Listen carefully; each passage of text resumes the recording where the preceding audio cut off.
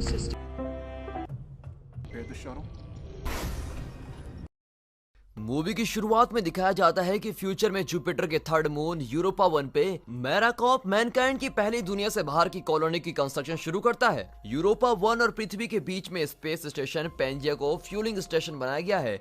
हर 10 साल में दुनिया भर के नेशन इस फ्यूल स्टेशन पे बारी बारी नजर रखते हैं। 2190 में यूएसए की बारी है। 4 एस्ट्रोनॉट्स का ग्रुप स्टेशन पे बोर्ड करके अपने 10 साल के मिशन को शुरू करते हैं। शुरुआत में चीजें सही चलती हैं। शिप का कैप्टन जॉन और एक क्रू मेंबर जैकी मिलर को एक दूसरे से प्यार हो जाता है, लेकिन 5 साल के आइसोलेशन के बाद वो दोनों थक जाते हैं। जॉन को डरावने वायलेंट नाइट टेरर्स आते हैं और शिप का मेडिकल ऑफिसर रिचार्ड वेलन फैसला करता है कि वो टीम के मिशन को जारी रखने के लिए उनकी मेंटली फिटनेस को रिपोर्ट करेगा। लेकिन एक दिन शिप में एक शॉकवेव आती है और स्पेस में कुछ दूरी पे रिचार्ड एक एक्सप्लोजन को देखता है, जिसके कारण वो शॉकवेव आई होती है। अब उसके बाद जॉन एक व्हाइट लाइट देखता है, जिसके कारण वो नॉकआउट हो जाता है। जब वो उठता है तो वो देखता है कि जैकी बिल्कुल ठीक है, लेकिन एक और क्रू मेंबर जिसका नाम लीजा है वो अभी भी बेहोश पड़ी है और मेडिकल ऑफिसर रिचार्ड शॉक में है, जिस कारण वो बोल नहीं पा रहा है। जॉन को पता चलता है कि बहुत कोशिश करने के बाद भी वो पृथ्वी पे कांटेक्ट नहीं कर पा रहे हैं। फिर फाइनली उसे और जैकी को पता चलता है कि रिचार्ड शॉक में क्यों है। वो ये मानते हैं कि जो रिचार्ड ने एक्सप्लोड होते हुए देखा वो पृथ्वी थी और वो बात स्कैन करके कंफर्म करते हैं, क्योंकि जहाँ पृथ्वी होनी चाहिए वहाँ बस एक एस्ट्रॉइड फील्ड है और कुछ नहीं।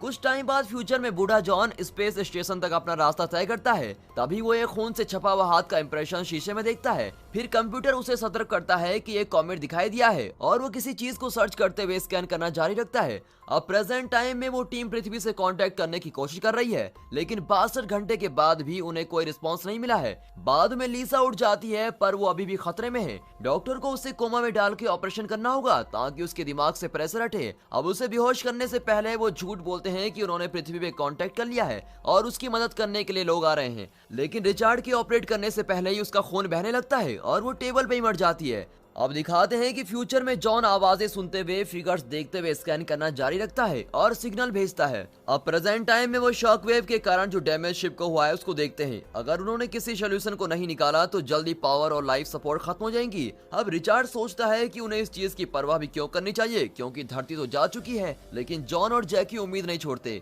और सोचते हैं कि और सर्वाइवर्स भी जरूर होंगे। जैकी आइडिया देती है कि वो एस्केप पॉड से पृथ्वी पे जाएं, पर रिचार्ड बोलता है कि वो जर्नी 3 महीने की है और अगर पृथ्वी सच में खत्म हो गई तो ये बस एक तरफा रास्ता होगा। फिर जैकी अपनी बेटी के बारे में सोचकर रोने लगती है, जिसे वो पृथ्वी पे छोड़कर आई है। बाद में जैकी एस्केप पॉड को खुद अकेले लेके जाने की कोशिश करती है, तभी वो खराब हो जाता है। अब जॉन उसको बचा लेता है, पर वो पॉड को खो देते हैं। 3 महीने गुजर गए हैं। शिप के सपोर्ट सिस्टम खत्म होके बस 55% रह गए हैं। अब रिचार्ड खुद से बातें करना शुरू करता है और जैकी अपनी बेटी की पुरानी वीडियोस देख के बहुत ही ज्यादा दुखी होती है। लेकिन जॉन हर तरह से सरवाइव करने के रास्ते ढूंढने में लग जाता है। वो जैकी से पूछता है कि वो ज्यादा ऑक्सीजन को कैसे बचा सकते हैं। वो सजेस्ट करती है कि वो लोग एक कंट्रोल एक्सप्लोजन करें, जिसमें पेंजे के 2 स्टेशन को अलग करना है और उस तरह से शिप को बस एक को रिप्लेनिश करने पे ध्यान देना होगा और उनके पास सांस लेने वाली हवा की बहुत सप्लाई होगी। लेकिन ये एक रिस्की मूव है जिससे उन सबकी जान भी जा सकती है। जब जैकी ये आइडिया रिचार्ड से शेयर करती है तो वो बहुत ही पेसिमिस्ट तरह से रिप्लाई देता है और बोलता है कि पृथ्वी वापस जाने का कोई फायदा नहीं है, सब लोग और उसकी बेटी मर चुकी है।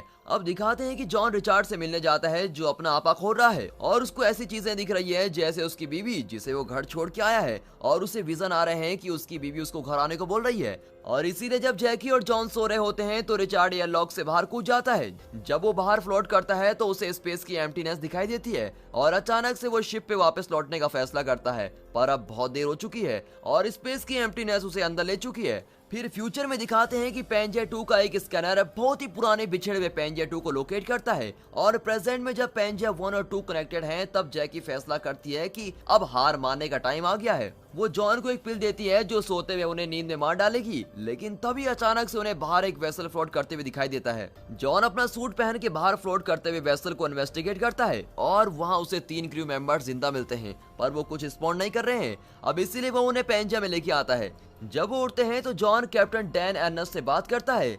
डैन और उसके आदमी थॉमस और विंसेंट इंटरनेशनल स्पेस स्टेशन पे थे जब वो शॉकवेव द्वारा तबाह हुआ था, इसीलिए मजबूरन उन्हें वेसल में बैठ के पेंजे की तरह भागना पड़ा। इतनी थोड़ी सप्लाईज के साथ वो बहुत मुश्किल से वहाँ जिंदा पहुँचे हैं। वो बोलती है कि उसे पता नहीं पृथ्वी को क्या हुआ, पर वो सजेस्ट करती है कि वो लोग यूरोपा जा सकते हैं जहाँ 2 सालों से कोई क्रू नहीं गई, पर वहाँ जितना काम हो गया है उसके साथ ही रहा जा सकता है। फिर फ्यूचर में दिखाते हैं जॉन रेडियो से पेंजियर 2 को कॉल करता है। कुछ सेकंड्स के लिए एक टूटी फूटी आवाज आती है, फिर जॉन पास्ट के विजन में खो जाता है और फिर प्रेजेंट में जॉन और जैकी बाकी सर्वाइवर से खाने पे मिलते हैं और उन्हें शिप दिखाते हैं और वो उन्हें कुछ दिन में पेंजियर 1 के 2 से अलग करने के प्लान के बारे में भी बताते हैं और कैसे उसके बाद वो यूरोपा के लिए चल सकते हैं। अब जीने की नई उम्मीद मिलने पर वो लोग जश्न मनाते हैं। जैसे ही जश्न खत्म होता है जैकी कमरे से बाहर जाती है और जॉन को एहसास होता है कि डैन काफी कुछ जानती है पर वो बता नहीं रही है। वो उसे पृथ्वी को क्या हुआ बताने को बोलता है। दूसरी तरफ जैकी अपने कमरे में कैलकुलेशन देख रही है और उसे एहसास होता है कि नई क्रू मेंबर के आने से उनका राशन ज्यादा नहीं चलेगा। अगले दिन वो ये सब जॉन से शेयर करती है और बोलती है कि वो ISS शटल लेके पृथ्वी पे घर जाना चाहती है, इस छोटी सी उम्मीद के साथ कि उसकी बेटी जिंदा है। अब इसके जवाब में जॉन डैन को कमरे में बुलाता है और जो उसने उसे पार्टी के बाद बताया वही दोहराने को बोलता है कि उसने पृथ्वी को टुकड़ों में एक्सप्लोड होते हुए देखा और जब ये हुआ उसे प्लेनेट से आखिरी ट्रांसमिशन आया।